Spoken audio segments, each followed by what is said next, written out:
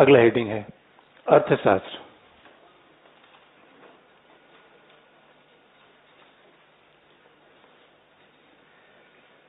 अर्थशास्त्र ये कौटिल्य का पूरा पुनरुदय, यानी कौटिल्य का पुनर्जन्म है। ये अर्थशास्त्र नहीं है, कौटिल्य का पुनर्जन्म है। और हमारे यहाँ कौन था? एक कौटिल्य। अच्छा, कौटिल्य के भी नाम बड़े, कोई कहता कुटिल था इसलिए कौटिल्य हो गया। अच्छा, इसे मैकियावेली को कहा गया धूर्त, चालाक। उसी तरह कौटिल्य को क्या कहा गया? धूर्त, मक्कार, चालाक। लेकिन कौटिल्य ने, आप याद रखिए, कितने शक्तिशाली राजा को पैदा किया। और अगर कौटिल्य को, जैसे मैकियावेली को देखने के दो विचार हैं। कुछ लोग कह रहे भाई राष्ट्रवादी चिंतन मैकियावेली में देखे, कौटिल्य में भी वैसा राष्ट्रवादी चिंतन दिखता है। कौटिल्य पूरे भारत को एक बनाने के लिए सारे प्रयास कर रहा था। और कौटिल्य ने बता दिया कि भाई देखो, धर्म प्रधान चिंतन भारत का नहीं है, भारत का चिंतन विशुद्ध भौतिकतावादी भी है। पहली बात, मैं किसी संस्कृत के फिर प्रोफेसर से बात कर रहा था तो उन्होंने बड़ी इंटरेस्टिंग बात बताई। उन्होंने कहा कि देखिए, इंडियन, जैसे कि संस्कृत में ग्रंथ है रस मंजरी, उसमें न रस है न मंजरी है। नाम क्या है? टाइटल देखेंगे तो सोचे मतलब रस मंजरी का मतलब क्या समझा आपने?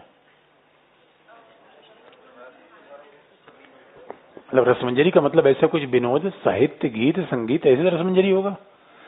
लेकिन उस पूरे ग्रंथ में रसमंजरी जैसा उसका कोई कंटेंट है ही नहीं है। तो संस्कृत में ये भी किताबों के टाइटल भी लक्षणा व्यंजना से लिखे जाते हैं, जैसे कि जब लिखा भी गया। और अब हमारे यहाँ देखिए, अब अंग्रेजों के शासन आने का प्रभाव ऐसा था, हमारे यहाँ सबसे बड़े कवि शेक्सपियर हो गए, कालिदास, सूरदास। अब सूरदास तो ये जो आपके कबीर थे, भारत का पहला मार्क्सवादी कौन था? कबीर थे। अब किसी यूनिवर्सिटी में गए नहीं, से रूसो को पूरी दुनिया ने कहा कि इस विश्वविद्यालय नहीं गया था। हमारे कोई विश्वविद्यालय नहीं गया था। कबीर देखिए, तुलसी देखिए, सूर देखिए, कहाँ विश्वविद्यालय गए थे? तो रूसो के तुम्हारे दादा बैठे हुए थे। लेकिन पश्चिम का चिंतन हमारे नहीं था, इसलिए लोगों ने कह दिया कि हमारे कुछ था ही नहीं। और कौटिल्य, दोस्तों क्या कौटिल्य ने बातें कही है, दुश्मन को कैसे मारा जाए, इसे याद रखिए। अगर शासक होना हो तो कौटिल्य, हमें तो लगता है कौटिल्य को मसूरी में पढ़ाया जाना चाहिए। थोड़ा थोड़ा लोग पढ़ाते हैं लेकिन उतना ध्यान नहीं देते। आईएफएस ऑफिसर कौटिल्य बताया जाना चाहिए कि कौटिल्य ने क्या क्या तरीके बताए हैं कि अपने विदेशों में अपने कैसे उद्देश्य सिद्ध किए जाए, यानी कैसे एक विदेशी सेवा का अधिकारी व्यवहार करना चाहिए, कौटिल्य ने इसका उल्लेख किया है। अच्छा, कौटिल्य का चिंतन इतिहास में कब लिखा जा रहा था? और कई बार हमने कहा कि नाम और ऐतिहासिक कालखंड पर विवाद है कि मानव धर्मशास्त्र से मनु कौन था, मनु किसका पुत्र था, या पहला मानव था मनु, कालक्रम क्या था, यहाँ पे थोड़े मतभेद आते हैं। अब जब अर्थशास्त्र की बात करते हैं, अर्थशास्त्र में इतनी बात लिखी गई है कि किसी राजदूत को शराब नहीं पीना चाहिए, अर्थशास्त्र में लिखा गया है। जब राजदूत विदेशों में तैनात हो तब उसे अपने रहस्य कभी नहीं बताने चाहिए। और बाकी जब कोई राजा आपसे पूछे कि आपके यहाँ क्या हो रहा है, मुस्कुरा के जवाब दे दो, आप तो सब कुछ जानते हैं, उससे सारी बात पूछ लीजिए। दूध को किसी के साथ सोना नहीं चाहिए। आजकल तो हनी ट्रैप में कई बार राजदूत फंस जाते हैं। इतने तक प्रिस्क्रिप्शन से दे रखे हैं। और किसी को मारना कैसे चाहिए? जहर पिला के, विष कन्या के द्वारा। मतलब मैकियावेली देखता तो मुर्दे से खड़ा हो जाता वो, मैं आपको सच बता रहा हूं। मैकियावेली कहता है यार गुरु तुमने ऐसे ऐसे विधान कर रखे हैं, हमने तो बस ये था लोमड़ी और शेर की उपमा देके मैं निकल गया। मैकियावेली ने कह दिया राजा को लोमड़ी शेर जैसा होना चाहिए। कौटिल्य यहां तक नहीं रुका। कौटिल्य दोस्तों क्या क्या तरीके अपना रखे हैं, क्या क्या तरीके अपना रखे हैं। और हमने फिर कहा कि प्राचीन परंपराएं विलुप्त हो गई, इसलिए किस ऋषि ने, च्यवन ऋषि ने च्यवनप्राश खा के पूरे शरीर में जवानी प्राप्त कर ली थी। आज भी मेडिकल साइंस का ऐसा कोई इलाज है बता दीजिए। उसी से सब, उस च्यवन ऋषि के फार्मूले से इतना च्यवनप्राश बेच डाला, किसी को जवानी मिली नहीं। लोग उसी चक्कर में आज भी हैं। ये परंपराएं थी, सच मानिए। वो माय गॉड, कई बार तुम्हें लगता है यार कितनी परंपराएं हमने खो दी। तो इसका मतलब है, और हकीकत में पहले हमारी परंपरा, वैद्य जी के पास हम जाते थे ऐसे छूते थे। आज है कोई भी समस्या, सीटी स्कैन करा लो, एक्सरे करवा लो, तो तुम क्यों बैठे हो? जब सीटी स्कैन इसका ही करवाना है तुम क्यों बैठे हो? कमाल की बात, क्या साइंस था दोस्तों, नाड़ी से सब पता कर लेते थे। तो ये की चीजें सब ये परंपरा की देन थी। इसे मैंने कह रहा हूँ कौटिल्य ने जो जो लिखा, मैकियावेली तो सोच नहीं पाता। प्रिंस इतनी पतली है, कभी प्रिंस आप देखना जितनी पतली।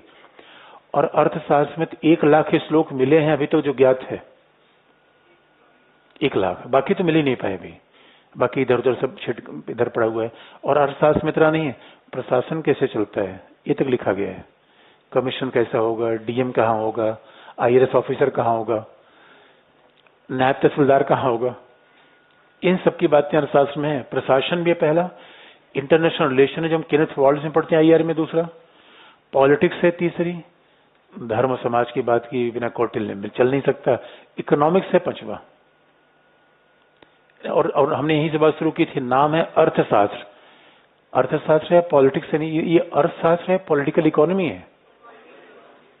और अर्थशास्त्र नहीं है, नाम है, जैसे रसमंजरी, नाम है रसमंजरी, लिखा कुछ और गया है, वैसे अर्थशास्त्र है पॉलिटिक्स की रचना।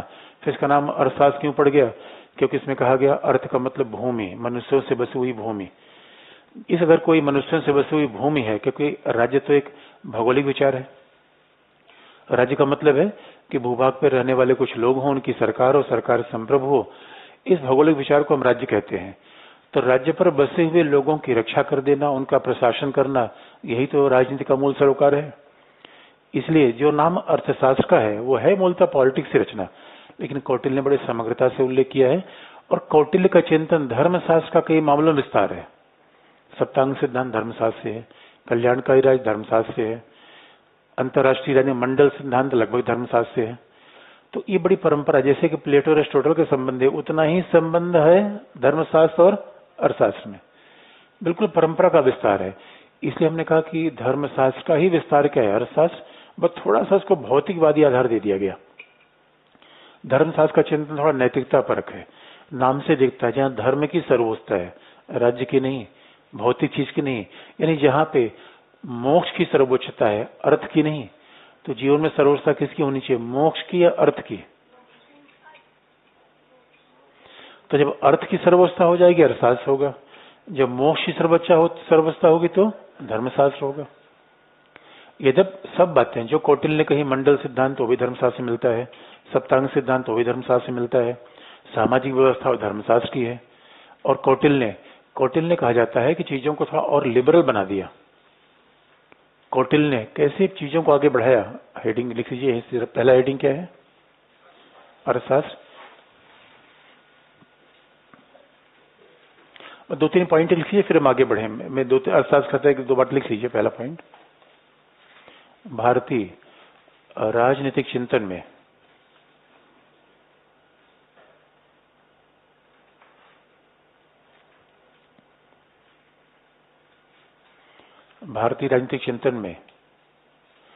मनु और कौटिल्य के काल क्रम पर भी मतांतर है।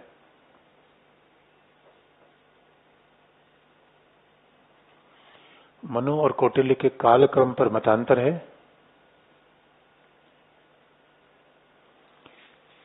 कि इनका लेखन किस दौर में हुआ था।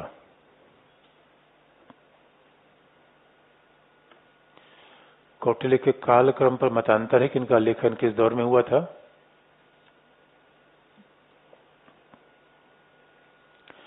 इसके अतिरिक्त कौटिल्य के नाम विष्णुगुप्त, चाणक्य,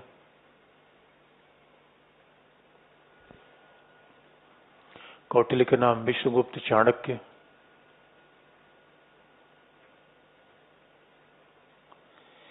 कौटिल्य के नाम विष्णुगुप्त, चाणक्य भी कहे जाते हैं।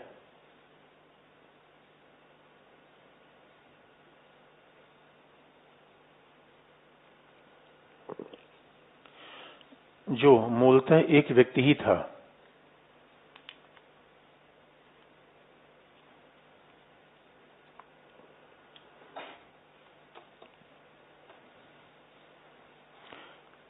विष्णुगुप्त और चाणक्य भी कहा जाता है, जो मूलतः एक व्यक्ति था। अगला हेडिंग लिखिए, मैकियावेली का पिता।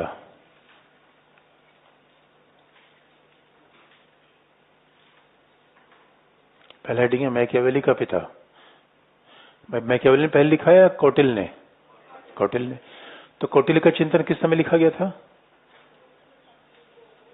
कितने साल, किस कालक्रम में? भाई यहाँ हिस्ट्री का आप यूज कर सकते हैं।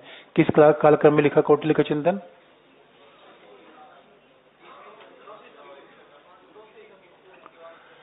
200 ईसा पूर्व, मतलब रिपब्लिक के आसपास। 300 ईसा पूर्व हो जाएगा, प्लेटो के आसपास आएगा। तो इस बात पे मतभेद होता है, आप इतिहास का सहारा यहाँ पे ले सकते हैं कि कहाँ कहाँ पे विवाद हुआ। चंद्रगुप्त मौर्य जिस समय रहा होगा उसी समय कौटिल्य था।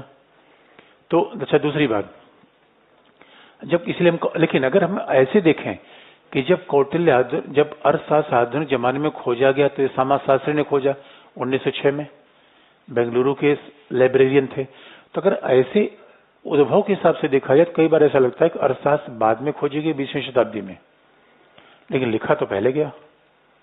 तो लिखिए क्या लिखा गया पहले, हेडिंग क्या लिखा आपने? मैकियावेली का पिता, पहला पॉइंट।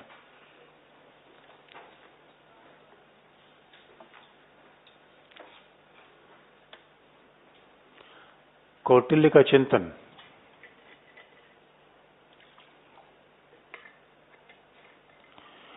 कौटिल्य का चिंतन इस बात का प्रमाण है कि भारत में पंथ निरपेक्ष भौतिकवादी परंपरा भी विद्यमान थी।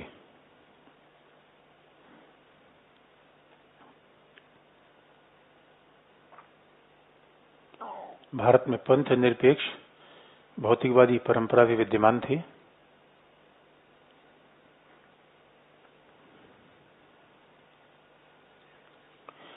पंथ निरपेक्ष भौतिकवादी परंपरा भी विद्यमान थी। कौटिल्य ने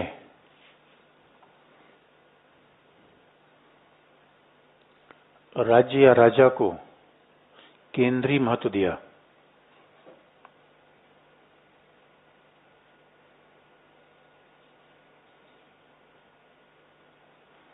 कौटिल्य ने राज्य राजा को केंद्रीय महत्व दिया।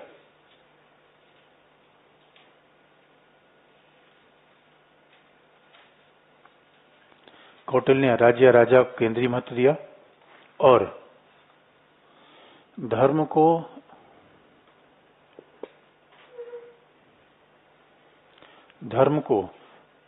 राज्य के नियंत्रण में रखा।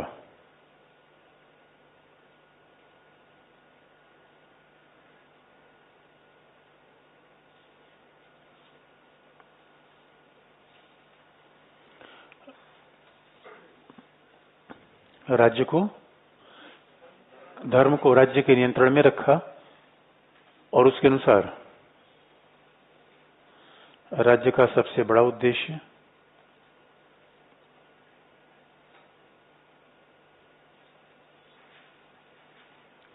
राज्य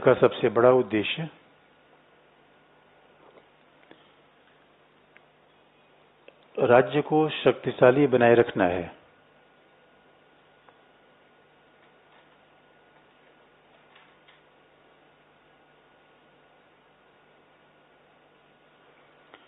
राज्य को सबसे बड़ा उद्देश्य राज्य को शक्तिशाली बनाए रखना है।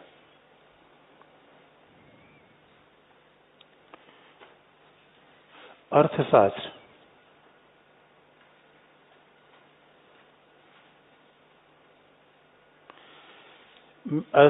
में 32 भाग हैं।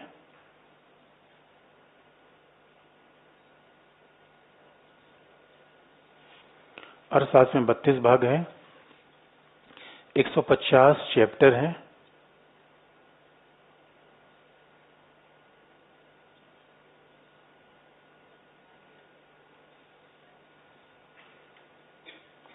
एक 150 चैप्टर है, 32 भाग है, 150 चैप्टर है, जिसमें 15 भाग तो केवल लोक प्रशासन के लिए समर्पित है।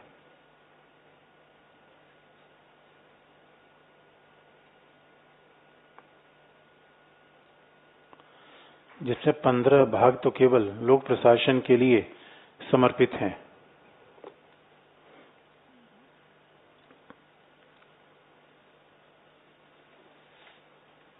कौटिल्य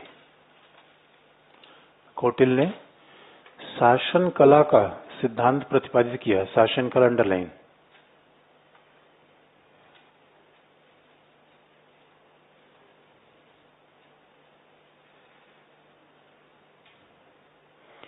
कौटिल्य ने शासन कला के सिद्धांत का प्रतिपादन किया, जिसके अनुसार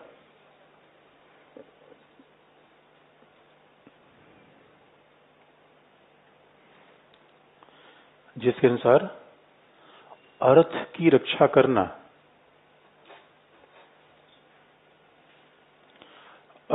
करना, अर्जन करना, अर्जन अंडरलाइन, क्रिएशन, रक्षा करना, अर्जन करना, वर्धन करना,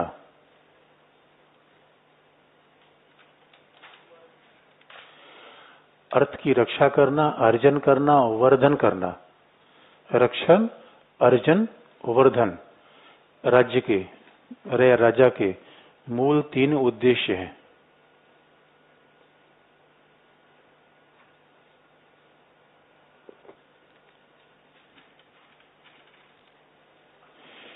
भिखु पारिक ने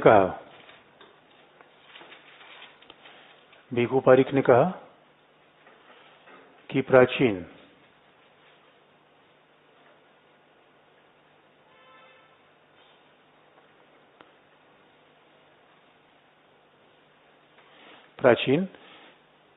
भारतीय चिंतन में शासन कला को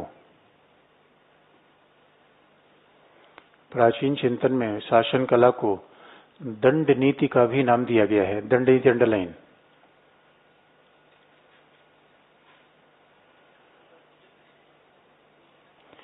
प्राचीन चिंतन में शासन कला को दंड नीति का भी नाम दिया गया है।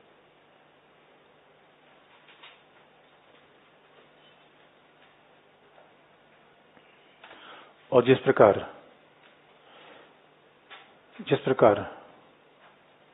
कौटिल्य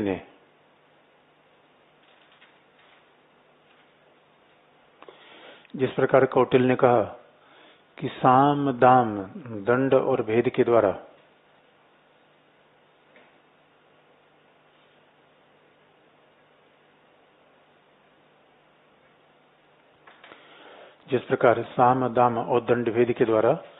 राज्य की रक्षा होनी चाहिए,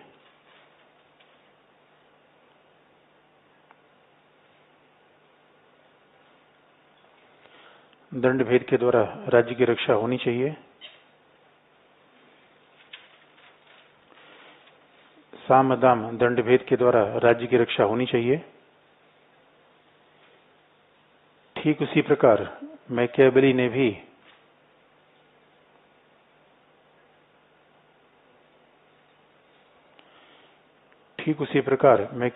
भी साध्य को महत्व देते हुए साध्य को महत्व देते हुए साधन को द्वितीयक माना है।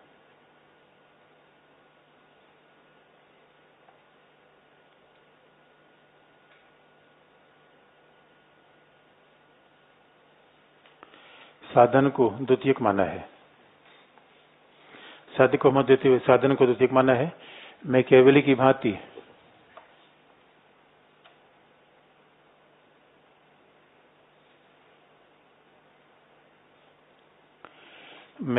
भांति कौटिल्य ने भी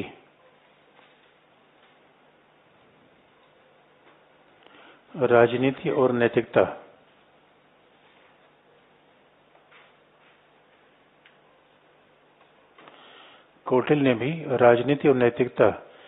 के विभाजन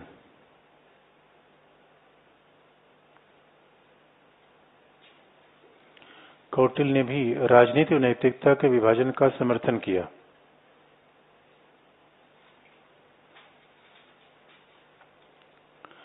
राजनीति नैतिकता के विभाजन का समर्थन किया और उसके अनुसार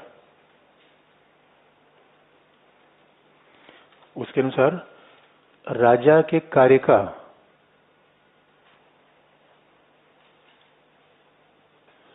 उसके अनुसार राजा के कार्य का कोई नैतिक मूल्यांकन संभव नहीं है।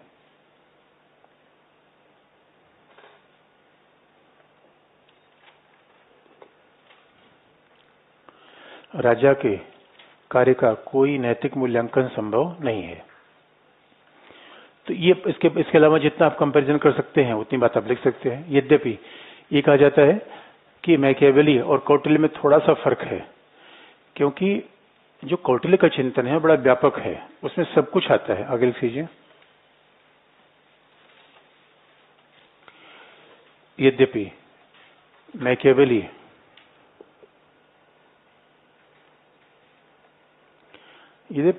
का विचार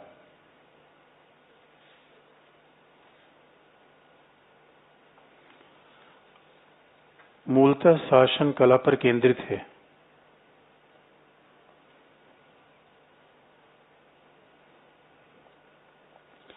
मैकियावेली का विचार मूलतः शासन कला पर केंद्रित है,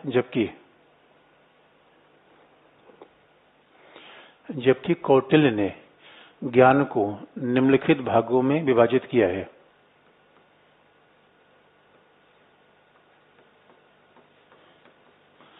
कौटिल्य ने ज्ञान को निम्नलिखित भागों में विभाजन किया है। अन्वेक्षिकी,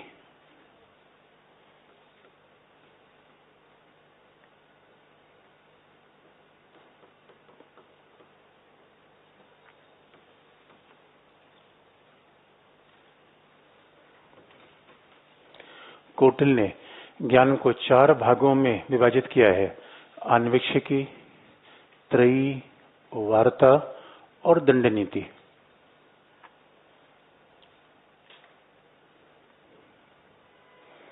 कौटिल्य ने ज्ञान को 4 भागों में विभाजित किया है। अन्वेक्षिकी, त्रयी, वार्ता और दंड नीति। त्रयी मतलब 3 से मिलकर बनने वाला त्रयी। अन्वेक्षिकी, त्रयी, वार्ता और दंड नीति। तो इसका मतलब है कि अब वार्ता का मतलब है जहां पे व्यापार का ज्ञान हो, अर्थशास्त्र का ज्ञान हो, वो वार्ता है। जहां व्यापार हो, अर्थशास्त्र हो। दंड नीति में तो राजधर्म है, और राजा का मूल काम क्या है? राजनीति का। दंड नीति का पर्याय क्या है? राजनीति। राजनीति दंड नीति को एक दूसरे के पर्याय के रूप में उल्लिखित किया गया है। यहाँ पर त्रयी का मतलब है कि वेदों का ज्ञान।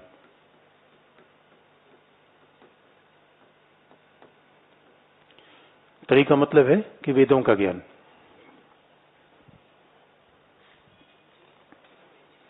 त्रयी। अच्छा, अन्वेक्षी का मतलब क्या है?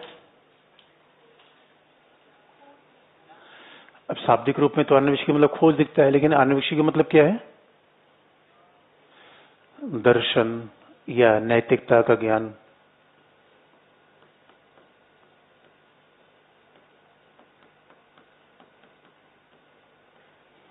दर्शन, नैतिकता का ज्ञान। तो अपने आप में एक ज्ञान के 4 प्रकार हैं, और कौटिल्य हर बात पे बात करता है। प्रशासन को दंड नीति में रखता है। अंत यहां तक तो उसने अंतर्राष्ट्रीय राजनीति की बात की है, उसने दंड नीति का भी उल्लेख किया है। यानी इसका उसने कहा कि बाकायदा प्रशासन, अंतर्राष्ट्रीय राजनीति उस तरीके से।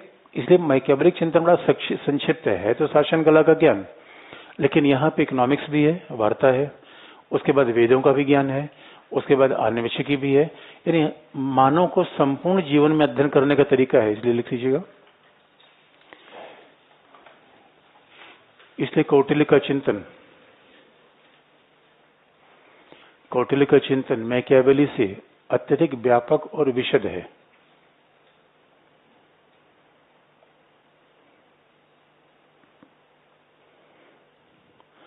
कौटिल्य का चिंतन मैकियावेली से अत्यधिक व्यापक और विशद है।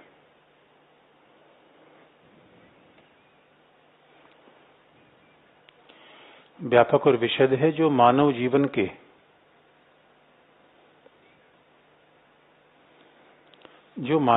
के प्रत्येक पक्ष का अध्ययन करता है।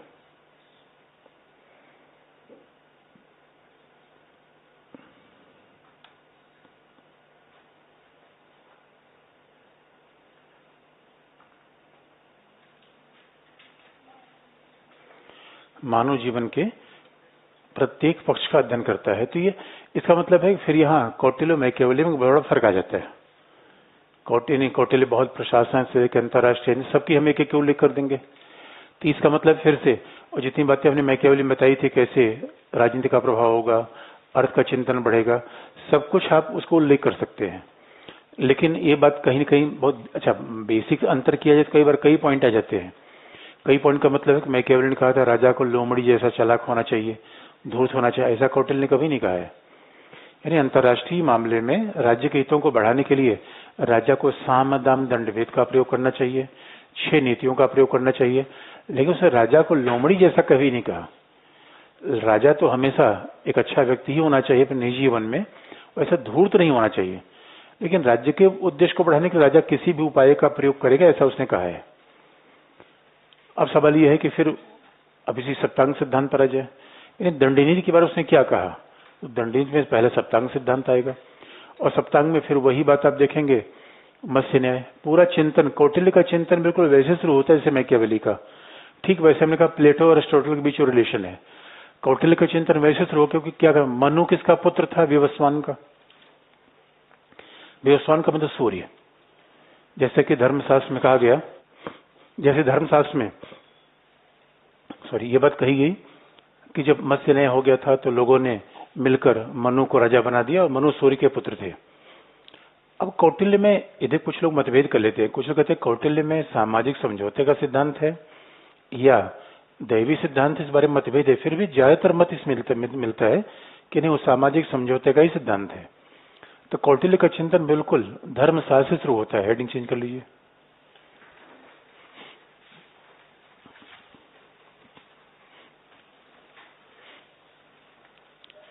राजनीति का विचार, राजनीति का विचार, पहला पॉइंट, धर्मशास्त्र और अर्थशास्त्र के बीच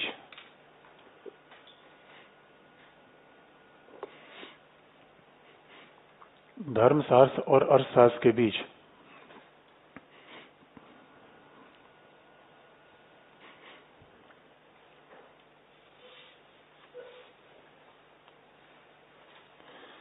धर्मशास्त्र और अर्थशास्त्र के बीच संबंध प्लेटो और अरस्तु जैसा प्रतीत होता है।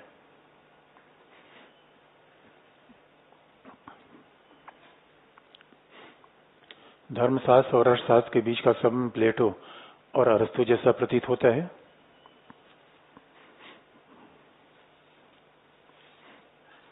क्योंकि अर्थशास्त्र का आरंभ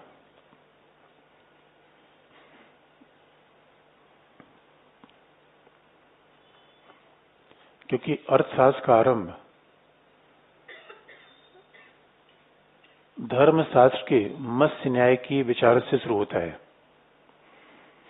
अर्थशास्त्र का आरंभ भी धर्मशास्त्र के मत्स्य न्याय के विचार से शुरू होता है।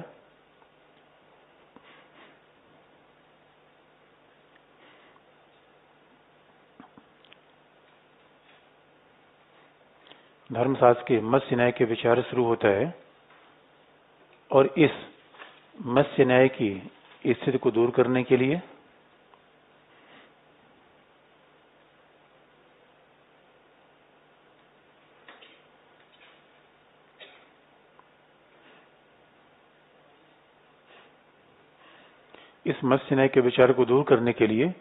लोगों ने आपसी सहमति या समझौते के द्वारा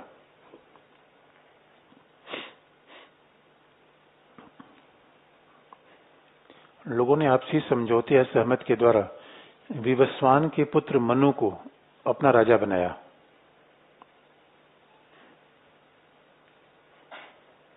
व्यक्तियों ने आपसी समझौते या सहमति के द्वारा विवस्वान के पुत्र मनु को अपना राजा बनाया।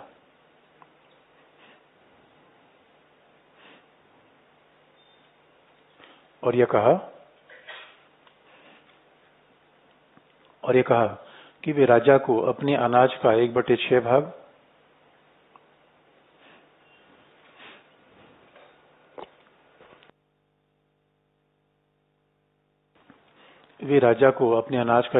भाग तथा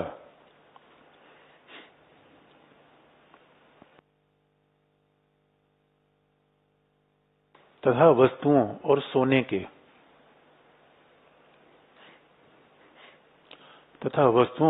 के 1/10 भाग प्रदान करेंगे।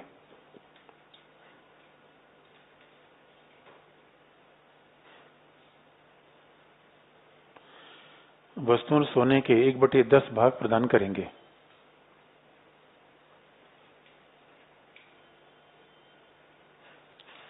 मतलब ये मान लीजिए टैक्सेशन के रूप में होगा, टैक्सेशन रूप में होगा।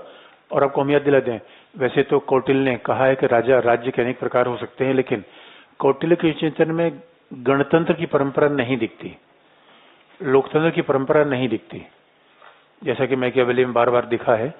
तो यहां से यानी इसका मतलब है कौटिल्य के चिंतन में राज्य की उत्पत्ति का सामाजिक समझौते का विचार है। कौटिल्य के चिंतन में राज्य की उत्पत्ति के सामाजिक समझौते का विचार है। धर्मशास्त्र के चिंतन में राज्य की उत्पत्ति के दैवी सिद्धांत है।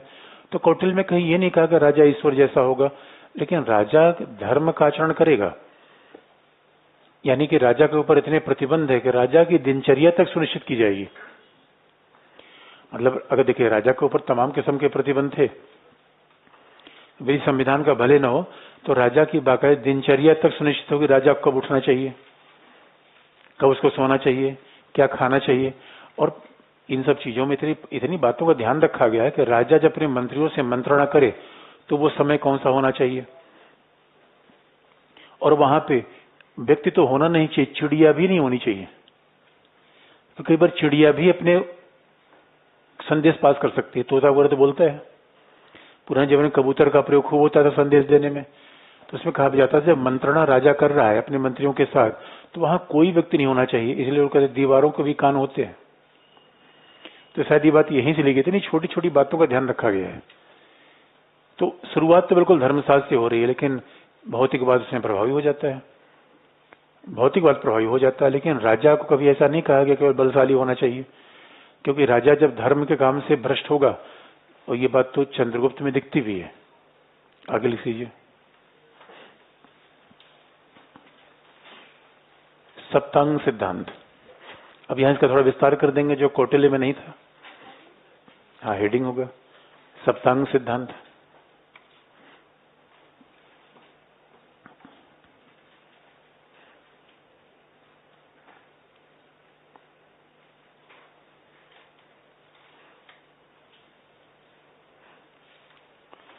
धर्मशास्त्र की भांति कौटिल्य ने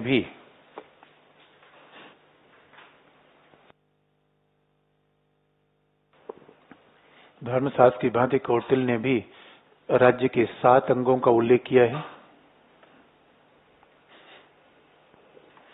अब देखिए, एक बात हकीकत की है कि जब एग्जाम में हम मनु कौटिल्य की तुलना करते हैं तो कौटिल्य से प्रश्न पूछने की संभावना ज्यादा होती है, तो थोड़ा कौटिल्य में ज्यादा समय देते हैं। यद्यपि हम नहीं करें मनु से नहीं पूछा जाएगा, मनु से पूछा है तो अभी कौटिल्य को कंपेयर करके, और कभी अगर मनु से भी पूछा है तो कौटिल्य को कंपेयर करके लिखिए। कौटिल्य को पूछा जाए तो मनु को कंपेयर करेंगे ही करेंगे, ज्यादा चांसेस कौटिल्य का विचार बहुत महत्वपूर्ण है। प्राथमिकता इधर आती है। लेकिन आप याद रखिए, एग्जामिनर कई बार इसका उल्टा करता है। वो सोचता है कि बच्चा सिलेक्टिव होगा, इसलिए वहां से पूछ लेगा जहां ध्यान नहीं देंगे। इसे हर चीज पे एक नजर होनी चाहिए, कोई हम छोड़ के नहीं जाएंगे, हर चीज पे एक नजर। लेकिन कुछ जो बहुत महत्वपूर्ण टॉपिक है उस पर बार बार ध्यान जाना चाहिए। तो ये तरीका होता है पढ़ने का, कॉम्पिटेटिव एग्जाम में खास तौर पे। क्या लिखा आपने? 7 अंगों का उल्लेख किया है, जिस प्रकार धर्मशास्त्र में विद्यमान है।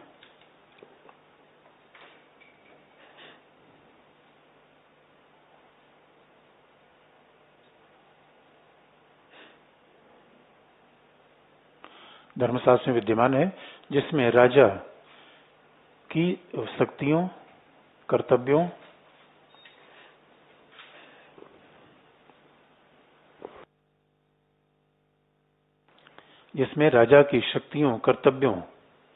और राजा की शक्तियों कर्तव्यों का उल्लेख है।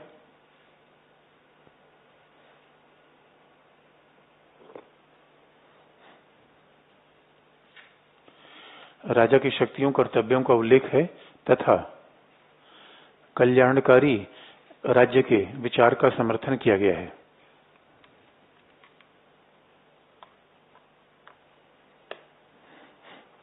तथा कल्याणकारी राज्य के विचार का समर्थन किया गया है।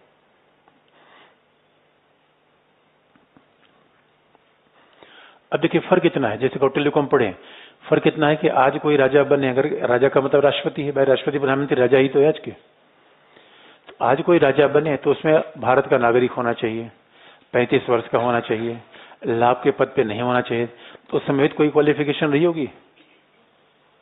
अब उस समय क्वालिफिकेशन थोड़ा अलग किस्म की थी, और आज भी आप याद रखिए प्रधानमंत्री राष्ट्रपति के बारे में तो ऐसा नहीं है, लेकिन न्यायाधीश जैसे लोग जब अपॉइंट होते हैं तो उसमें आईबी की रिपोर्ट भी देखी जाती है।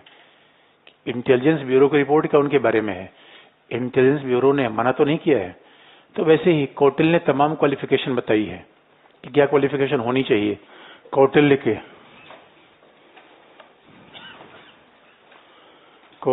चिंतन में भी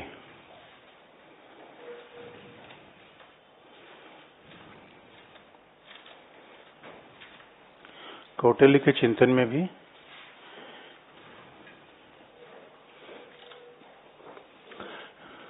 के चिंतन में शक्तिशाली राजतंत्री शासन का उल्लेख है।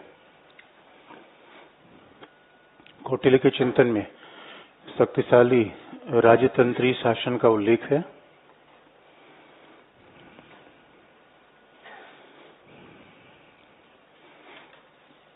शक्तिशाली राजतंत्री शासन का उल्लेख है।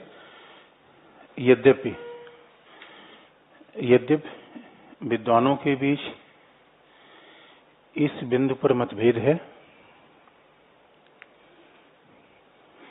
शक्तिशाली राजतंत्री शासन का उल्लेख है, यद्यपि विद्वानों के बीच इस बिंदु पर मतभेद है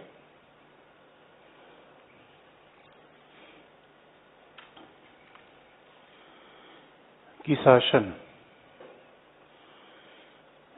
में केंद्रीकरण की प्रवृत्तियां ज्यादा हैं।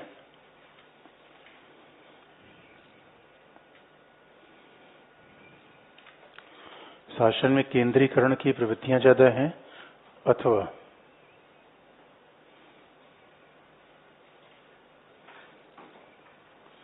विकेंद्रीकरण की प्रवृत्ति विद्यमान है।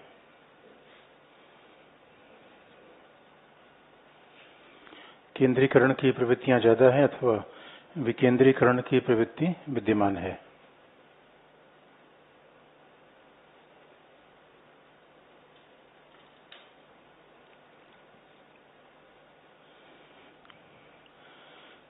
लेकिन इस बिंदु पर कोई मतभेद नहीं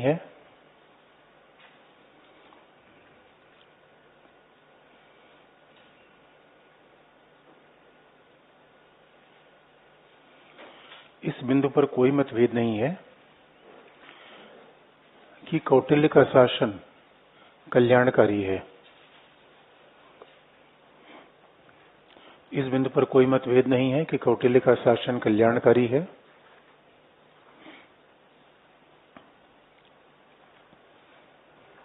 जिसे अर्थशास्त्र में कौटिल्य का शासन कल्याणकारी है, जिसे अर्थशास्त्र में योगक्षेम का नाम दिया गया है। कौटिल्य का शासन कल्याणकारी है, जिसे अर्थशास्त्र में योगक्षेम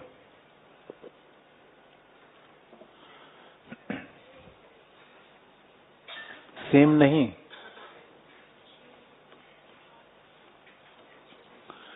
जिसे अर्थशास्त्र में योगक्षेम का नाम दिया गया है, जिसके अनुसार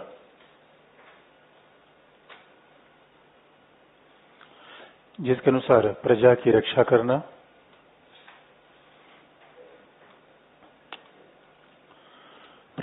करना, उसका पालन करना,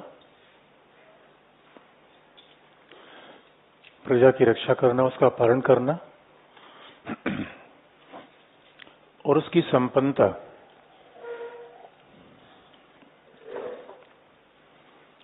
प्रजा की रक्षा करना, उसका पालन करना, उसकी संपन्नता को बनाए रखना,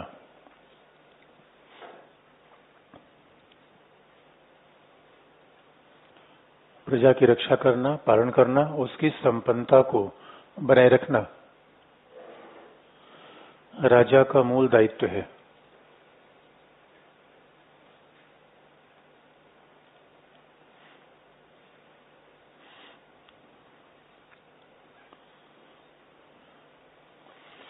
एक कहावत है, प्रजा सुखम सुखे राजा। प्रजा सुखम सुखे राजा, इसी बात को तुलसीदास ने, इसी बात को लिख लीजिए। इसलिए अर्थशास्त्र में लिखा गया है, प्रजा सुखम सुखे राजा।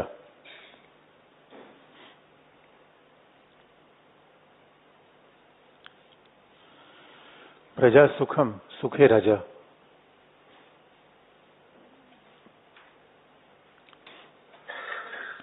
तो देखिए, प्रजा सुखम सुखे राजा, इसी वक्तव्य को तुलसीदास ने लिखते हुए कहा, इसी वक्तव्य को तुलसीदास ने व्यक्त करते हुए कहा कि का राजा सो प्रजा दुखारी।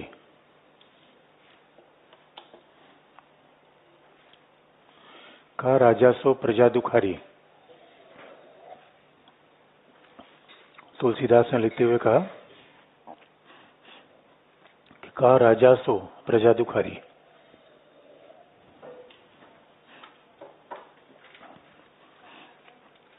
का राजा सो प्रजा दुखारी, इसी बात को लिखते हुए तुलसीदास ने कहा कि का राजा सो प्रजा दुखारी, यानी वो राजा कैसा है जिसके राज्य में प्रजा दुखी रहे। इसलिए आप देखेंगे आज कौटिल्य और आज के शासन में क्या फर्क है। आज राजा निर्वाचित है। अब अगर कौटिल्य की बात करेंगे तो अमात्य कैसा, यानी स्वामी कैसा होना चाहिए, वो वंशानुगत आएगा। यानी स्वामी कैसा होना चाहिए, वंशानुगत आएगा। तो वंशानुगत का मतलब है कि राजा के घर से ही आएगा। तो पुराने देखिए, इस बात पर बड़ा डिबेट होता है। अगर राजा, इसका मतलब राजा निर्वाचित नहीं होगा, राजा आम, भाई लोकतंत्र के लॉजिक आप लीजिए। अब तो आप लोकतंत्र पढ़ चुके हैं, थियरी पढ़ चुके हैं, तो आप लोकतंत्र के तर्क को लीजिए। तो इसका मतलब है कि बिना राजा की, बिना आम जनता की सहमति से कोई शासन नहीं कर पाएगा। इसे आजकल अलोकतांत्रिक माना जाता है। लेकिन कौटिल्य के समय में राजा का जीवन प्रजा के लिए था। यानी यहाँ पे पूरा शासन क्या है, एक बड़ा परिवार है। इसलिए इस बात पे तो मतभेद है कि केंद्रीकरण का प्रवृत्ति थी। यानी आज की डेट में जो मॉडर्न पॉलिटिकल साइंस है, उसमें शासन क्या है, संघात्मक है, एकात्मक है। तो इसी बात को एनालॉजी हम कौटिल्य के शासन में भी करते हैं। तो यहाँ पे रोमिला थापर जैसे लोग मानते हैं कि नहीं, केंद्रीकरण की प्रवृत्ति है। तो तमाम इतिहासकार भी इस पर टिप्पणी करते हैं। लेकिन कुछ लोग मानते नहीं, उसमें सामंतों को बड़ी विकेंद्रीकरण की प्रवृत्ति दी गई थी। तो यहाँ पे कहीं न कहीं संघ की प्रवृत्तियां भी विद्यमान थी। लेकिन संघात्मक शासन का पूरा क्लासिफिकेशन लोकतांत्रिक राज्यों के लिए है, गैर लोकतांत्रिक राज्यों के लिए नहीं है। ये पूरा वर्गीकरण किसके लिए है, लोकतांत्रिक राज्यों के लिए है। तो ये खास बात है। अब अगर हम किसी बात को आगे दिखाएं किस तरीके से, इसका मतलब है राजा सुखम, यानी जो प्रजा का सुख है वही राजा का सुख है। यही तो शासन का आज भी उद्देश्य है। यही तो आप देखेंगे शासन का उद्देश्य आज भी है। आगे लिख लीजिए, राजा के लिए, राजा के लिए, प्रजा के कल्याण के लिए,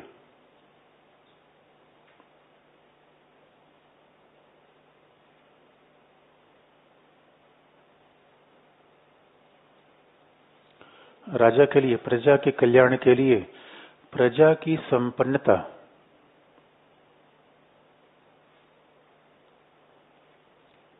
अत्यधिक आवश्यक है।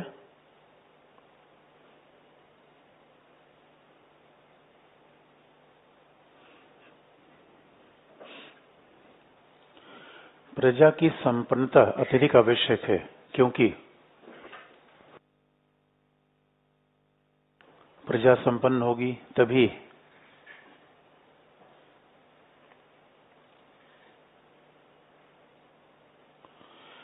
प्रजा संपन्न होगी तभी राजा को अधिक से अधिक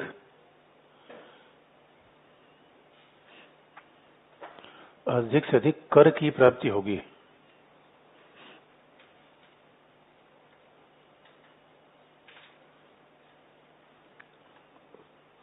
अधिक से अधिक कर की प्राप्ति होगी।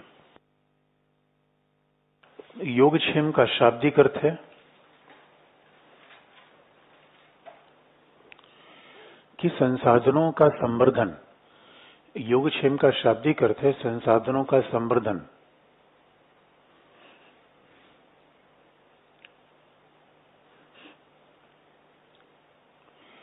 योगक्षेम का शाब्दिक अर्थ है संसाधनों का संवर्धन, न कि संसाधनों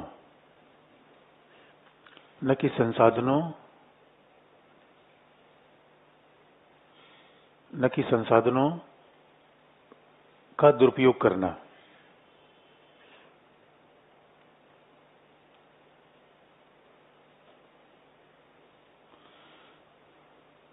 परंतु कौटिल्य के चिंतन में भी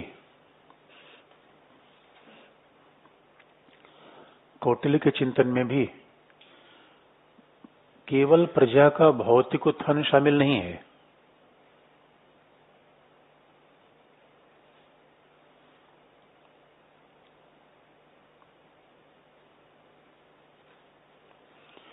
कौटिल्य के चिंतन में भी केवल प्रजा का भौतिक उत्थान शामिल नहीं है, अपितु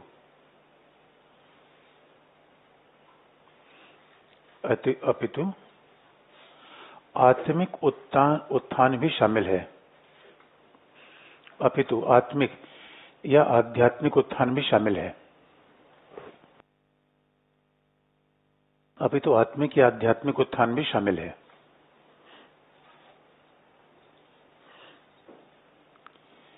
यह कौटिल्य के चिंतन को मैकियावेली से पृथक करता है। आत्मिक या आध्यात्मिक उत्थान भी शामिल है, जो कौटिल्य के चिंतन को मैकियावेली से पृथक करता है।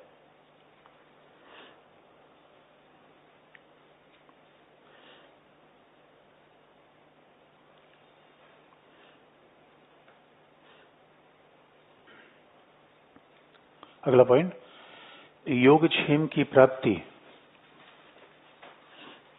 यानी कल्याण की प्राप्ति। अच्छा, वैसे भी आप देखेंगे, जैसे कहते हैं योग का मतलब तो जोड़ना। क्या बोलते हैं? योग यानी संसाधनों को जोड़ना क्या है? योगक्षेम है।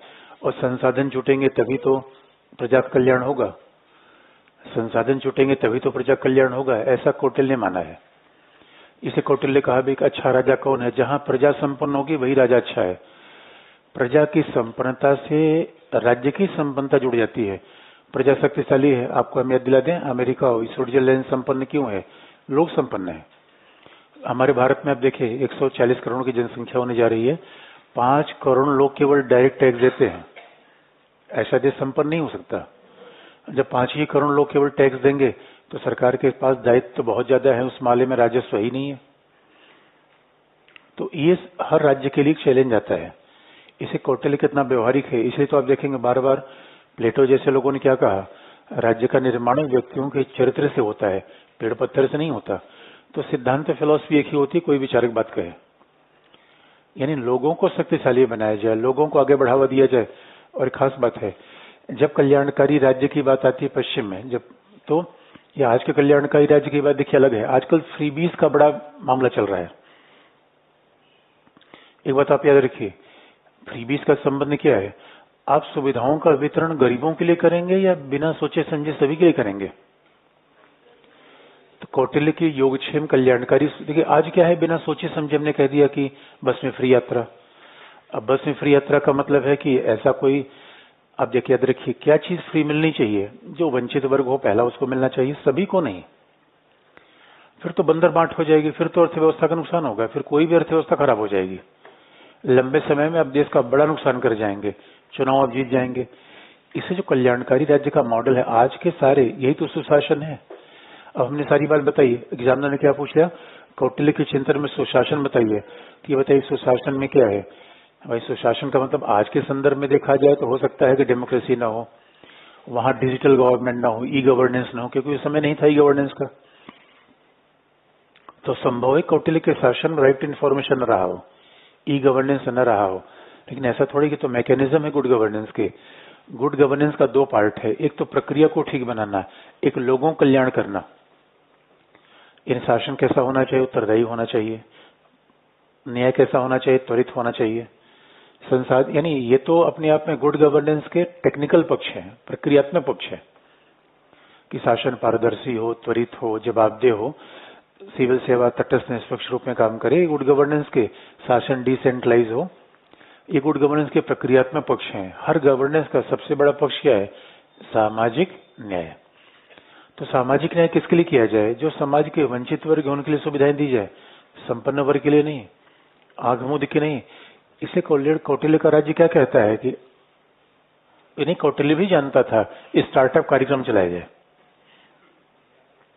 कौटिल्य भी कह रहा था स्टार्टअप कार्यक्रम चलाया जाए। क्यों स्टार्टअप कार्यक्रम? क्यों? हर व्यक्ति को स्वावलंबी होना चाहिए।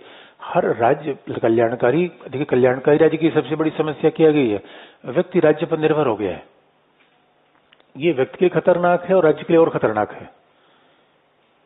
तो यही तो फ्रीबीज और कल्याणकारी सुविधाओं का यही तो अंतर रहता है। अब सबको आंख मूंद के फ्री ऑफ कॉस्ट बिजली दे देना, ये फ्रीबीज है। और सबको बिजली क्यों मिलनी चाहिए मुफ्त में? केवल अगर जो इसके लिए पे ना कर पाता हो उसको मिलना चाहिए। सबको मुफ्त में वैक्सीनेशन क्यों मिलना चाहिए? एक अजीब सी बात नहीं है? सबको मुफ्त में वैक्सीनेशन क्यों? गरीबों को ही तो मुफ्त में वैक्सीनेशन मिलनी चाहिए, सबको तो नहीं मिलनी चाहिए।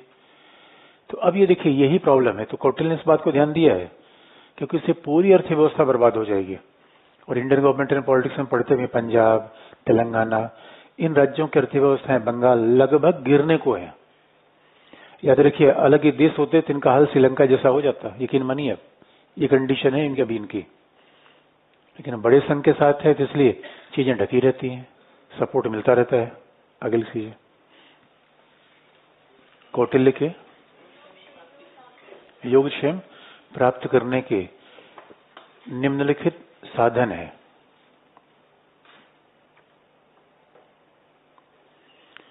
कौटिल्य के योगक्षेम प्राप्त करने के निम्नलिखित साधन है।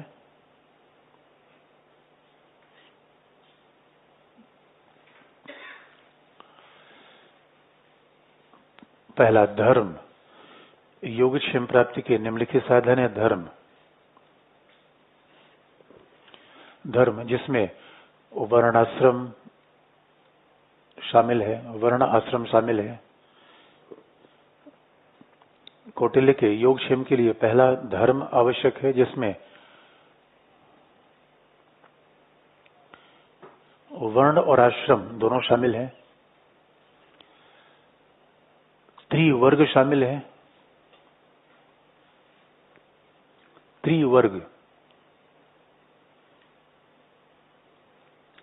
त्रिवर्ग ये बता देंगे।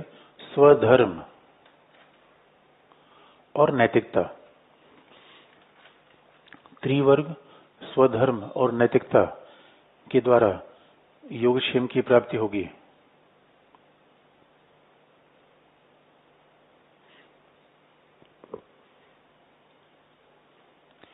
नैतिकता, वर्णाश्रम, त्रिवर्ग, स्वधर्म के द्वारा योगक्षेम की प्राप्ति होगी, पहला पॉइंट है।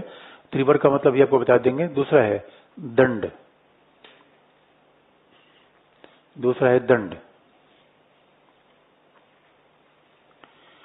तीसरा है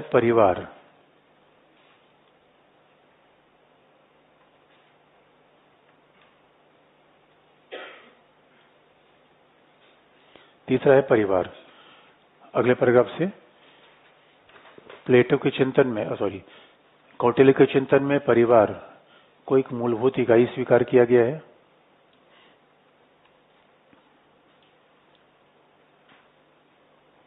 कौटिल्य के चिंतन में परिवार को एक मूलभूत इकाई के रूप में स्वीकार किया गया है।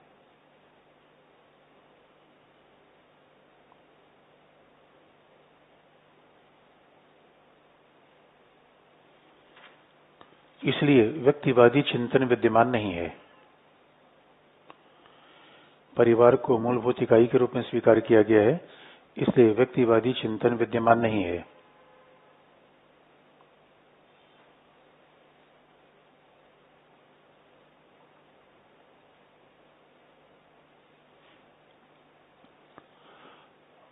और कौटिल्य के योगक्षेम के अंतर्गत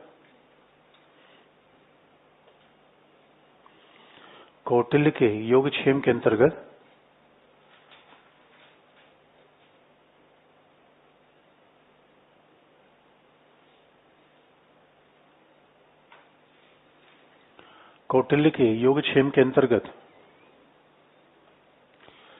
वंचित और गरीब व्यक्तियों को सहायता प्रदान की जाएगी।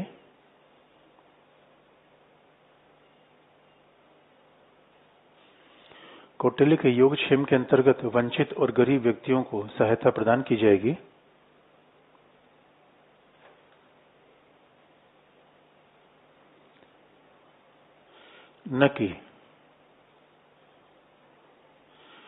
न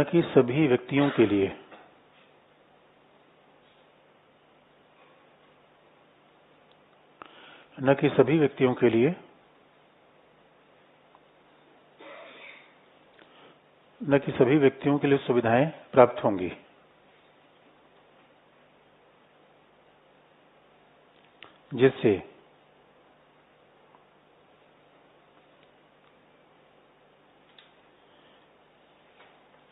जिससे व्यक्ति जीवन में आत्मनिर्भर हो सके।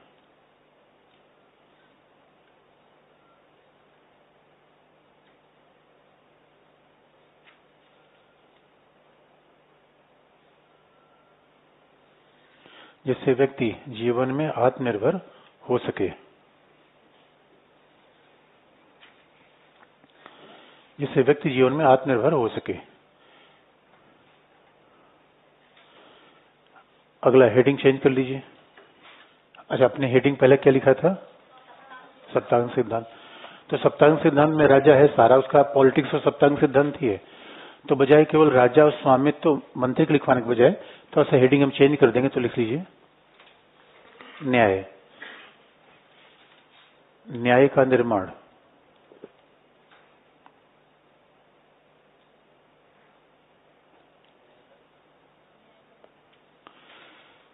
या न्याय व्यवस्था, पहला पॉइंट। न्याय का निर्माण या न्याय व्यवस्था, पहला पॉइंट। कौटिल्य के चिंतन में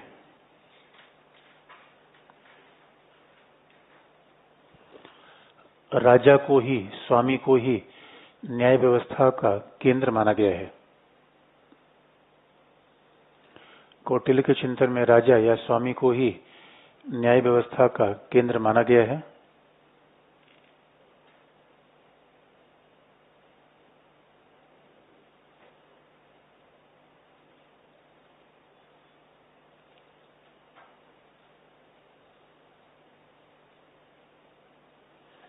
और राजा के द्वारा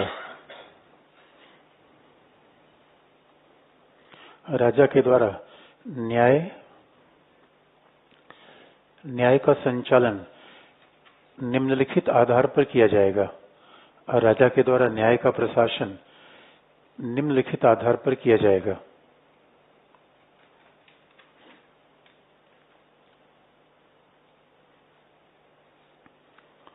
राजा के द्वारा न्याय का प्रशासन निम्नलिखित आधार पर किया जाएगा। पहला,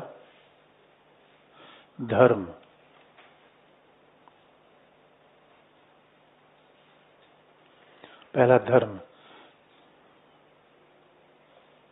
दूसरा, व्यवहार।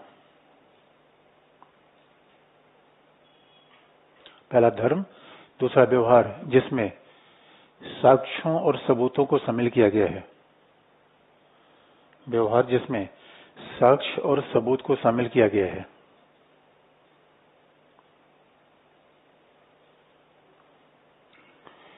जिसमें साक्ष्य और सबूत को शामिल किया गया है। जो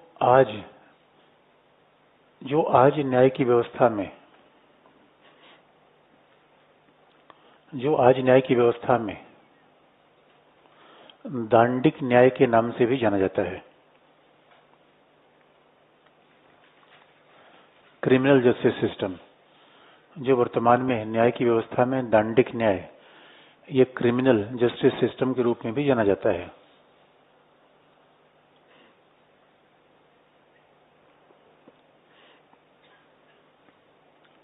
दांडिक न्याय या क्रिमिनल जस्टिस सिस्टम के रूप में भी जाना जाता है।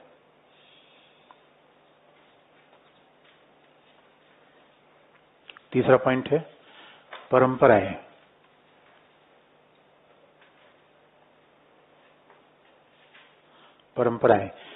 जिसे कौटिल्य ने समस्था का नाम दिया है।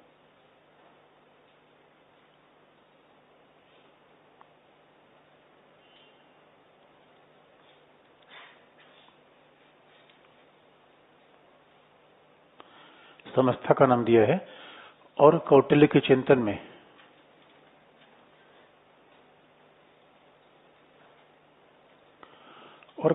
चिंतन में धार्मिक न्याय के अलावा भौतिकवादी न्याय को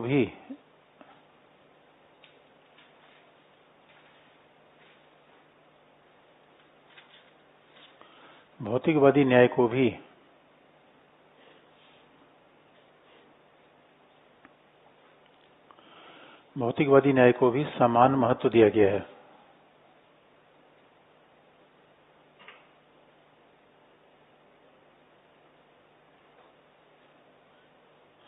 जिसे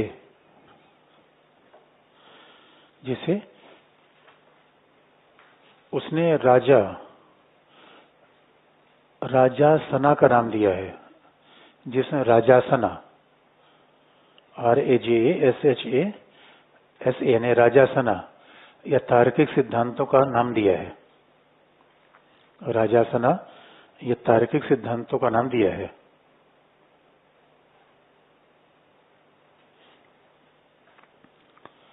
राजासना या तार्किक सिद्धांतों का नाम दिया है।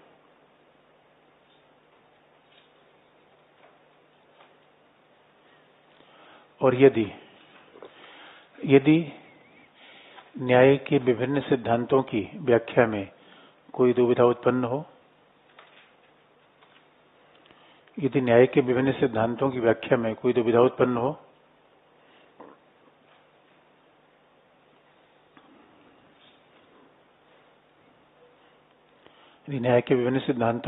उत्पन्न हो, तो स्वयं राजा उसकी व्याख्या करेगा।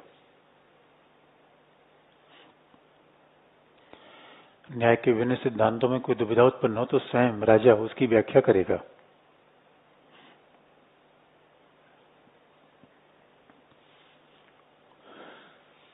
अगला पॉइंट है, कौटिल्य का राज्य केवल नियंत्रणकारी ही नहीं है। कौटिल्य का राज्य केवल नियंत्रणकारी ही नहीं है,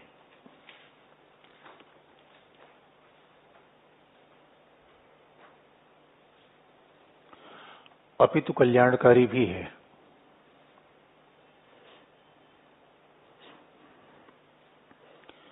कौटिल्य का राज्य केवल नियंत्रणकारी ही नहीं है, अपितु कल्याणकारी भी है।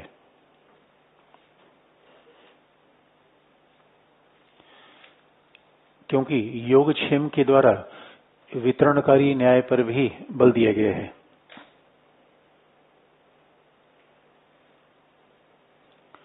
क्योंकि योगक्षेम के द्वारा वितरणकारी न्याय पर भी बल दिया गया है।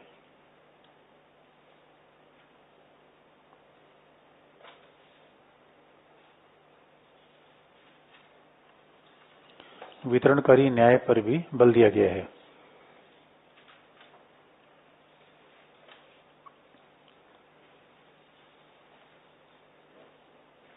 अगला हेडिंग है,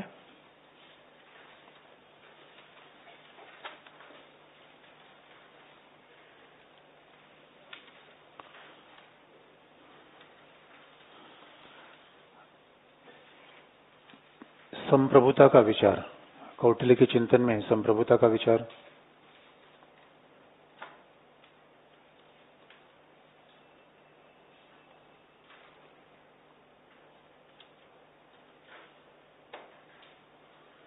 कौटिल्य के चिंतन में संप्रभुता का विचार। पहला पॉइंट, अर्थशास्त्र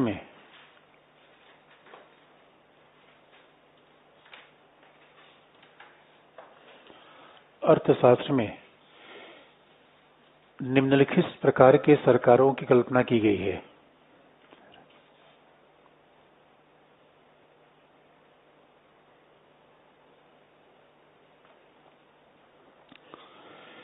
और कौटिल्य के अर्थशास्त्र में निम्नलिखित प्रकार के सरकारों की कल्पना की गई है। द्वैराज्य,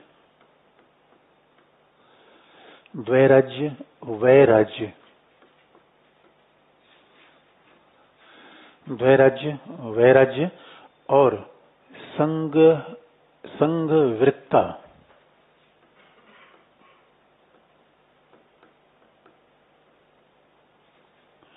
द्वैराज्य, वैराज्य और संघवृत्ता।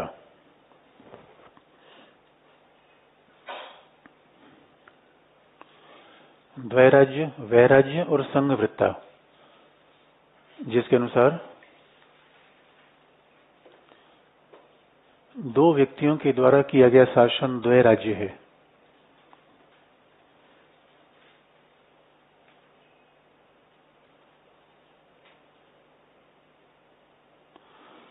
दो व्यक्तियों के द्वारा किया गया शासन द्वैराज्य है।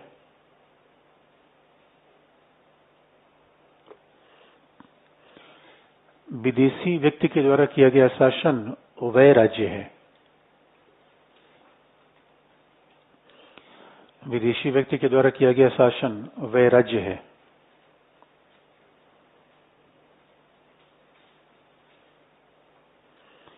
जबकि एक समूह या परिषद के द्वारा किया गया शासन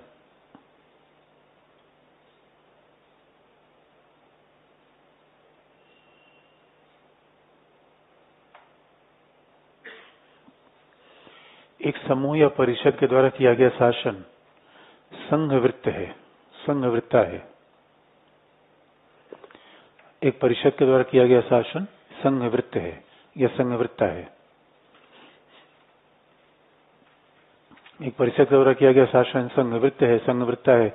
तो अपने आप में ये तीन प्रकार के राज्य की कल्पना की गई है, द्वैराज्य, वैराज्य, संघवृत्त। और अब देखेंगे कि इसका मतलब है, अब सवाल है क्या यहाँ पे लोकतंत्र है, राजतंत्र है। यानी अभी तक पश्चिमी देशों में जो हमने शासन की प्रणाली देखी वो कैसा है, हर जगह कंपेयर करके आप देखेंगे, बात इंटरेस्टिंग आपको लगेगी, सरल लगेगी। यानी अगर हमने अरस्तों के बाद 6 प्रकार की शासन प्रणाली देखी, निरंकुश तंत्र है, गुट तंत्र है, वहां पे राजतंत्र है, कुलीन तंत्र है, तो क्या ऐसा क्लासिफिकेशन यहाँ किया जा सकता है? तो अब सवाल है कि अर्थशास्त्र का शासन है कैसा और क्या उसमें संप्रभुता है? तो आप लिख लीजिए, यहाँ पे थोड़ा सा विद्वान मतभेद है, लिख लीजिए। अगला वी.आर. मेहता का तर्क है। Professor VR. मेहता तो सारी प्रोफेसर ही हैं, तो वी.आर. मेहता का तर्क है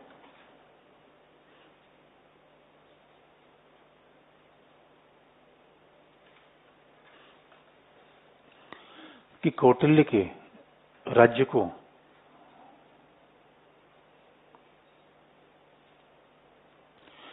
न तो हॉब्स की भांति पूर्ण निरंकुशतावाद कहा जा सकता है। कौटिल्य के शासन को न तो हॉब्स की भांति पूर्ण निरंकुशतावाद कहा जा सकता है,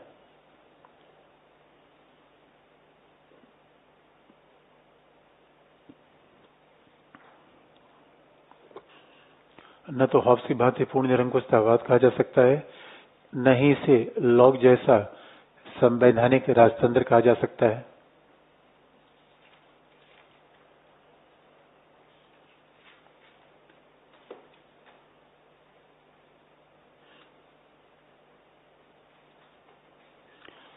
न तो इसे लॉक जैसा संवैधानिक राजतंत्र कहा जा सकता है,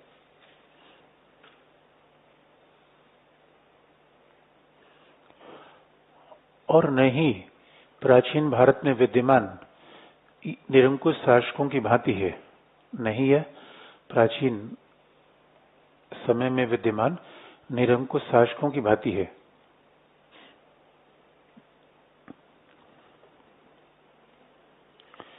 नहीं है प्राचीन समय में विद्यमान निरंकुश शासकों की भांति है।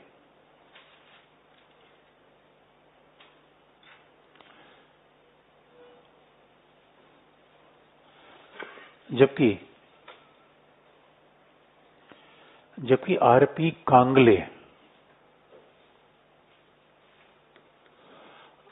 कांगले ने इसे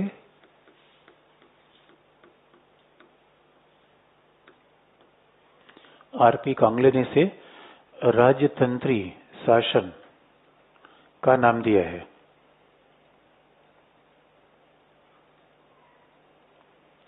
आर.पी. कांगले ने इसे राजतंत्री शासन का नाम दिया है।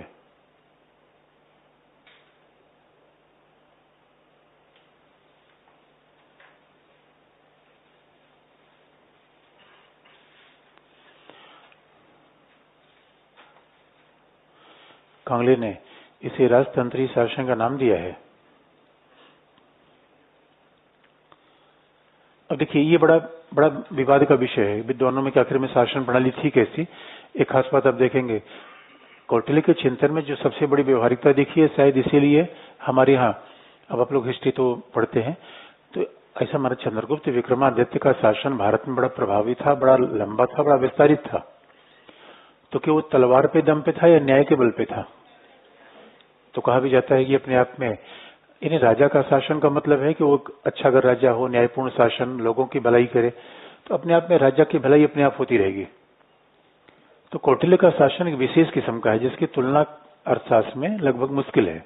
बाकी शासनों से ऐसा सीधा नहीं किया सकता, क्योंकि अब देखेंगे निरंकुश तंत्र, राजतंत्र, तो वहां पे सिस्टम थोड़े अलग है। क्योंकि पश्चिम किसी भी राजतंत्र में ये नहीं कहा गया कि राजा काम जनता के आध्यात्मिक उत्थान भी है। राजा काम जनता का आध्यात्मिक उत्थान नहीं है। राजा का शासन था तो केवल रेगुलेट करता था, बाकी जो निरंकुश शासन आए तो वो केवल शक्ति तलवार के बल पे काम करते थे। निरंकुश शासन ने कल्याणकारी राज्य की बात नहीं कही, और यहाँ तक कि पश्चिम में संविधानवाद आया तो उसके साथ भी कल्याणकारी राज्य नहीं आया, कल्याणकारी राज्य बाद में आया। इसे कौटिल्य के चिंतन में है तो बड़ी विशेषता। लेकिन अब सवाल यह है कि राजा कौन बने, उसका सक्सेसर कौन हो। राजतंत्री शासन हो गया, किन बातों को कौटिल्य ने ध्यान में रखा है कि राजा का सक्सेसर कैसा होना चाहिए, उसका उत्तराधिकारी कैसा होना चाहिए, क्या उसमें संप्रभुता है या नहीं है। तो आप जानते हैं संप्रभुता जैसा शब्द संस्कृत में नहीं मिलता, लेकिन फिर इसमें कई बार चतुरंत शब्द का प्रयोग बार बार किया जाता है कि चारों जो सीमाएं हैं राज्य उसकी रक्षा करे। वह संप्रभुता का मतलब राज्य का भौगोलिक विचार है, तो राज्य की सीमाओं की रक्षा ही अगर संप्रभुता है, तो ये बात तो सच है। आज के मामले में संप्रभुता उस समय नहीं थी, क्योंकि किसी भी राज्य के पास अपनी सेनाएं नहीं थी, फिर भी वो बार बार का चतुरंगणी सेना, कौटिल्य के चिंतन में बार बार शब्द का प्रयोग होता है चतुरंगणी सेना। जो चतुरंगणी सेना का मतलब उसमें एयरफोर्स नहीं था। चतुरंगणी में 4 प्रकार की 4 विंग्स ऑफ आर्मी थी, पैदल सेना, घुड़सवार सेना, रथ सेना, हाथी की सेना। तो चतुरंगी सेना अपने भूभाग की रक्षा करे, तो संप्रभुता का विचार इनडायरेक्टली दिखता है। अब पहला लिख लीजिए, पहला पॉइंट इसी में आगे लिख लीजिए। अगला पॉइंट है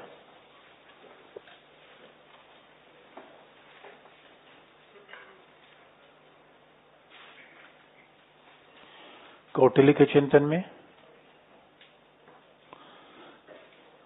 सीमाओं की रक्षा करना राजा का दायित्व है। कौटिल्य के चिंतन में सीमाओं की रक्षा करना राज्य का दायित्व है, जिसे उसने चतुरंत का नाम दिया।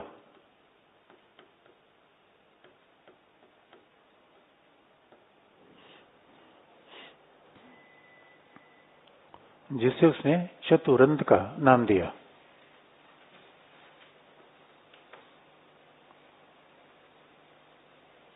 जिसे उसने चतुरंत का नाम दिया, उसके अनुसार राज्य की रक्षा के लिए चतुरंगणी सेना की भी आवश्यकता है।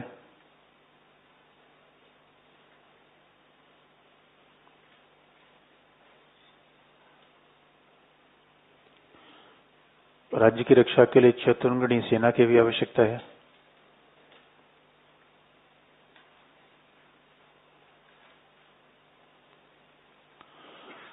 रोमिला थापर ने इसकी व्याख्या करते हुए कहा, रोमिला थापर इतिहासकार हैं, रोमिला थापर ने इसकी व्याख्या करते हुए कहा,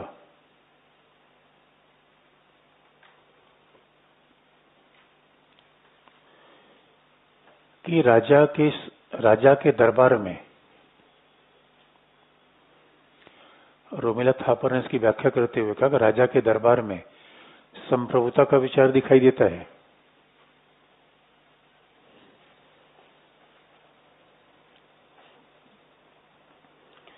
राजा के दरबार में संप्रभुता का विचार दिखाई देता है, परंतु वह दूर दराज के गांवों में अनुपस्थित प्रतीत होता है।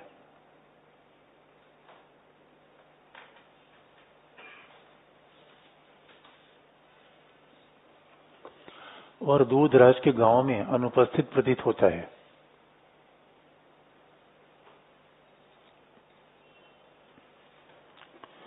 दूर दराज के गांवों में अनुपस्थित प्रतीत होता है।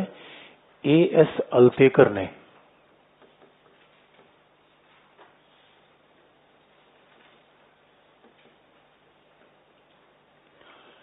अंडरटेकर नहीं, A.S. अल्तेकर। अच्छा, अंडरटेकर का नाम सभी को याद है, ये एसोसिएट नहीं है। A.S. अल्तेकर ने ALTE अल्तेकर KAR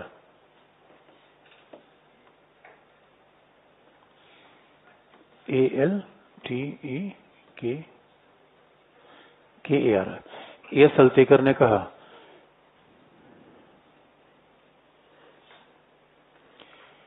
कि 16 महाजनपदों की उपस्थिति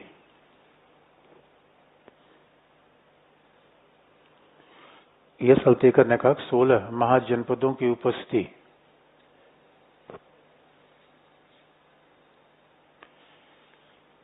भारतीय परंपराओं में संप्रभुता के विद्यमान होने का परिचायक है। 16 महाजनपदों की उपस्थिति भारतीय परंपरा में संप्रभुता के विद्यमान होने का परिचायक है।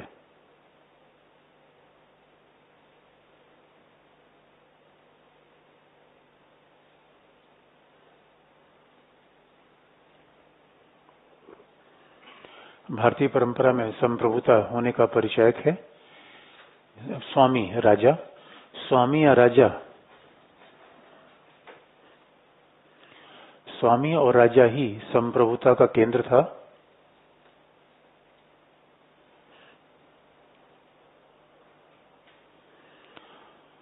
स्वामी और राजा ही संप्रभुता केंद्र था, ऐसा R.P. कांगले का तर्क है। स्वामी और राजा ही संप्रभुता केंद्र था, ऐसा R.P. कांगले का तर्क है।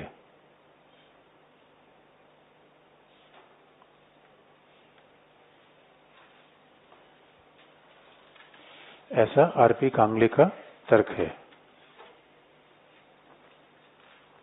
और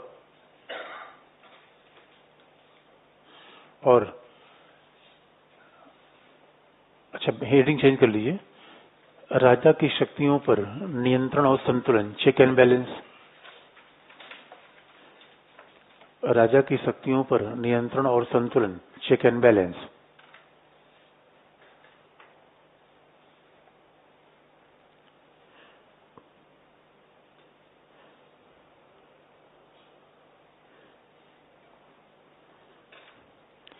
राजा की शक्तियों पर नियंत्रण और संतुलन, चेक एंड बैलेंस।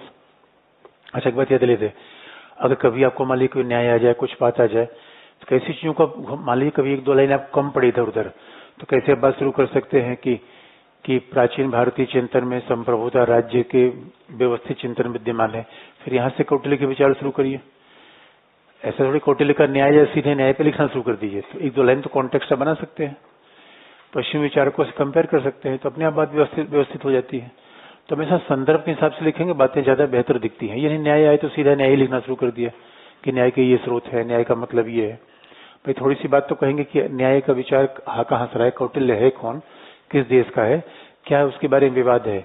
अब इतने विचार देखा जाए तो पश्चिम के लोग कहते हैं भाई कौटिल्य में चिंतन था ही नहीं। प्लेटो का विचार आपको ज्यादा क्रिटिकल दिखता है कौटिल्य का। अभी आप आगे बढ़ते जाइए, फिर आपको प्रशासन दिखेगा, फिर आपको मंडल सिद्धांत दिखेगा इंटरनेशनल रिलेशन का, तो हर चीज तो विद्यमान है। उसके बावजूद लोग कहते हैं भाई भारत में तो प्राचीन चिंतन में राजनीतिक परंपरा नहीं है, तो ऐसा फिर पूर्वाग्रह ज्यादा दिखता है। आगे लिख लीजिए, चेक एंड बैलेंस। आज देखिए, आज का सिद्धांत क्या है, सेपरेशन ऑफ पावर। आज एक सिद्धांत है, और ऐसे कोटेशन कहीं भी आप लिख सकते हैं। एक बात लॉर्ड एक्टन ने कहा था, power corrupts and absolute power corrupts absolutely. Lord Acton का, एक्टर नहीं, एक्टन, लॉर्ड एक्टन का कथन है कि शक्ति भ्रष्ट करती है और असीमित शक्ति असीमित भ्रष्ट करती है। इसलिए सवाल यह है कि जब भी शासन केंद्रीकृत होगा, शासन राजा का होगा, तो वो कल्पना हमेशा आएगी कि शासक पर नियंत्रण कहाँ होगा। शासक तो नियंत्रणकारी होगा नहीं, लेकिन कौटिल्य ने इस बात का ध्यान रखा है कि सक्सेशन कैसे हो। और इसलिए आप देखेंगे तमाम राजाओं के पतन हुए हैं, क्योंकि राजा का उत्तराधिकारी इसलिए नहीं होगा कि बेटा राजा बन जाए। तो कौटिल्य ने बातों का ध्यान रखा है, लेकिन शायद ध्यान नहीं रखा जाता होगा, तभी तो डिक्लाइन हुए थे राजाओं के। हर चीज का डिक्लाइन इसलिए होता है कि सक्सेसर नहीं मिल पाता। आप याद रखिए, हर जगह सक्सेसर की समस्या आती है। जिस व्यक्ति ने कोई इंस्टीट्यूशन बनाया है, जो उसका विजन होता है, उसके हिसाब से उसके उत्तराधिकारी नहीं मिल पाते। तो कई बार ऐसा होता है, चाहे वो बिजनेस वर्ल्ड के लिए हो, चाहे एजुकेशन वर्ल्ड के लिए हो, चाहे स्पिरिचुअल वर्ल्ड के लिए हो, चाहे पॉलिटिकल वर्ल्ड के लिए हो। तो लालू प्रसाद यादव के सक्सेसर कहाँ मिल पा रहे हैं? मुलायम सिंह यादव का सक्सेसर कहाँ मिल पाया? क्योंकि उन लोगों ने जमीन से स्ट्रगल किया था, सक्सेसर मिल गया। भाई उन लोगों का स्ट्रगल इन लोगों को नहीं देखना पड़ा। तो सक्सेशन की प्रॉब्लम हर जगह आती है। अब बीजेपी मोदी को सक्सीड कौन कर पाएगा? बहुत मुश्किल है। भाई कोई घर छोड़ देगा, बाहर छोड़ देगा, तो ऐसा तो संभव नहीं है, क्योंकि हर व्यक्ति के ऊपर आरोप तो लग ही जाएंगे फिर।